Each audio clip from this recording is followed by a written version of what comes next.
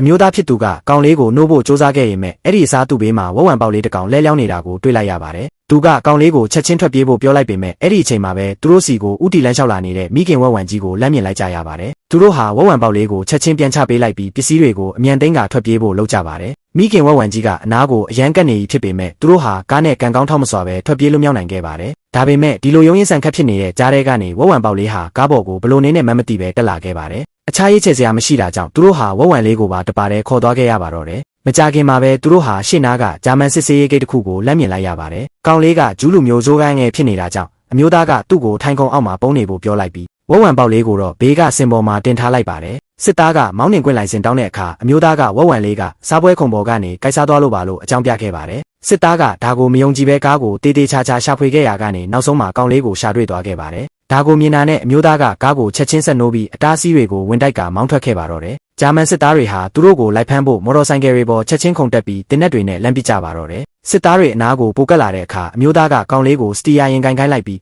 အပိုပြီးတစ်လုံးကိုယူကာသူတို့စီလမ်းပစ်လိုက်ပါတယ်။စစ်သားတယောက်ချက်ချင်းလဲကျသွားခဲ့ရပါတယ်။အဲ့ဒီနောက်သူကကားကောင်းကန်းပေါ်တက်သွားပြီးနောက်ထပ်ပြီးတစ်လုံးထပ်ပစ်လိုက်ပြန်ရာဒုတိယမြောက်စစ်သားပါလဲကျသွားခဲ့ရပါတယ်။အခုဆိုရင်နောက်ကလိုက်လာတဲ့သူ2ယောက်ပဲကျန်ပါတော့တယ်။အမျိုးသားကသူတို့ကိုမခွာနိုင်အောင်အချိန်မြင့်ဖို့စ조사ခဲ့ရင်မဲ့ကားကအချိန်တက်မလာခဲ့ပါဘူး။သူတို့နောက်ကိုလှည့်ကြည့်လိုက်တဲ့အခါကျမှကားနောက်မှာလေဒီကြီးတစ်ခုပွင့်ထွက်နေပြီးကားကိုနောက်ကနေဆွဲထားတာကြောင့်အချိန်နေမှန်သတိပြုမိသွားကြပါတယ်။စစ်သားတွေကမိတော့မဲ့အခြေအနေမျိုးရောက်လာတဲ့အခါအမျိုးသားကဓာတ်တစ်ချောင်းကိုချက်ချင်းထုတ်ပြီးလေဒီကျိုးကိုဖျက်ချလိုက်ပါတယ်။ကြီးမားလာတဲ့လေဒီကြီးကအနောက်ကိုလွင့်ထွက်သွားပြီးစစ်သားတွေရဲ့အမြင်အာရုံကိုပိတ်ဆို့သွားစေခဲ့တာကြောင့်သူတို့လမ်းကြောင်းလဲသွားခဲ့ကြပါတယ်။အမျိုးသားဟာလောလောဆယ်ဘေးအန္တရာယ်ကနေလွတ်မြောက်သွားခဲ့ပါပြီ။ဒါပေမဲ့တကယ်ဘေးအန္တရာယ်ကတော့အခုမှစတင်တာပါ။ကားမောင်းရတာကလူမြင်သူမြင်သိပ်ကွက်လုံးတယ်လို့ခံစားရတာကြောင့်သူကခြေချင်းခီးနဲ့ပဲဆက်သွားဖို့ဆုံးဖြတ်လိုက်ပါတယ်။အဲ့ဒီလိုသွားနေရင်ကနေပဲဂျာမန်စစ်သား2ယောက်ကသူတို့ကိုမကြခင်မှာပဲမြင်သွားခဲ့ကြပါတယ်။စစ်သားတွေကသူတို့ကိုစစ်ဆေးမေးမြန်းဖို့အတွက်စခန်းကိုခေါ်ဆောင်သွားခဲ့ကြပါတယ်။အဲ့ဒီမှာရုတ်တရက်ဆိုသလိုအမျိုးသားကတင်းနဲ့တလက်ကိုလူယူလိုက်ပြီးစစ်ဗိုလ်ကိုသူ့ရဲ့လက်ထိပ်တွေကိုဖြုတ်ပေးဖို့အမိန့်ပေးလိုက်ပါတယ်။အဲ့ဒီနောက်သူကအဲ့ဒီစစ်ဗိုလ်ကိုဓာစာခံဖြစ်ဖမ်းဆီးလိုက်ပါတယ်။သူတို့ဟာအကျဉ်းစခန်းစီကိုသွားခဲ့ကြပြီး